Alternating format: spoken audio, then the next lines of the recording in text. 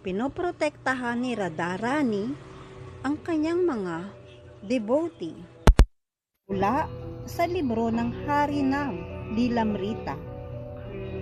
Isang umaga, maagang umupo si Srila Raghunath Das Goswami sa pampang ng Radhakunda.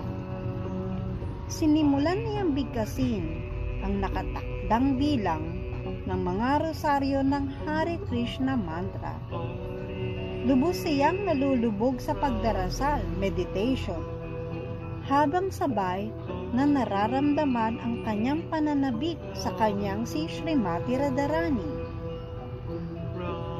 Habang tumatagal ang araw, lalo pang umiinit ang sikat ng araw ng tag-init.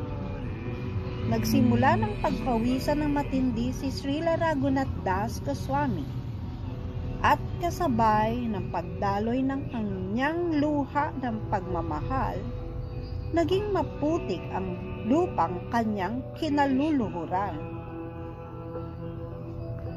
Si Srimati Radharani, hindi niya matanggap ang pagkakita sa paghihirap ng kanyang deboto habang abala sa pagdarasal. Kaya personal siyang pumaroon at tumayo sa kanyang likod upang bigyan siya ng lilim gamit ang kanyang alampay. Dahil dito, siya mismo ang sumalo sa tindi ng sikat ng araw at nagsimulang magpawis ng labis. Si Srimati Radharani ay labis ding nasasabik na maranasan ang pag-ibig sa paghihiwalay, labing separation, na nararamdaman ni Srila Raghunath Das Goswami. Kaya bumuhos din ang mga luha ng pag-ibig mula sa kanyang mga mata. Kasabay nito, siya ay labis ding pinagpapawisan sa ilalim ng napakainit na araw ng tag-init sa Brindaban. Dahil sa dami ng kanyang luha at pawis, ang lupa ay lalo pang naging maputik.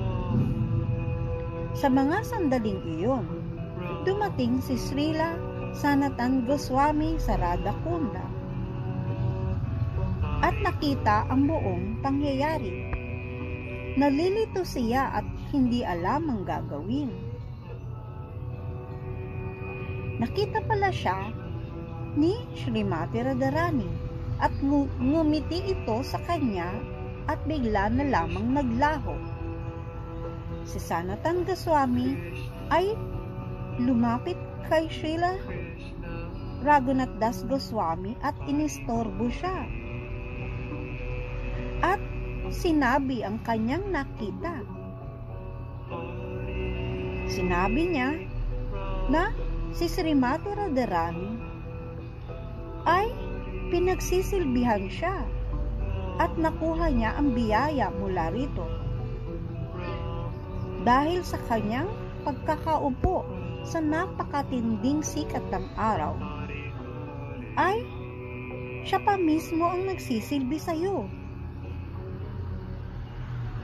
Nang makita ni Srila Raghunath Das Goswami ang mga bakas ng paa ni Srimati Radharani sa kanyang likod,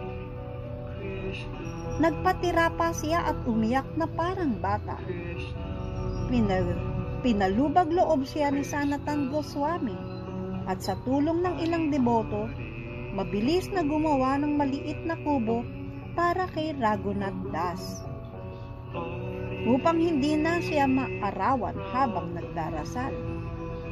Ang kwento ay nagpapakita ng tunay na halimbawa ng debosyon kung saan ang isang deboto ay nalulubog ng lubusan sa kanyang pagdarasal at nakakalimutan ng lahat ng nasa paligid.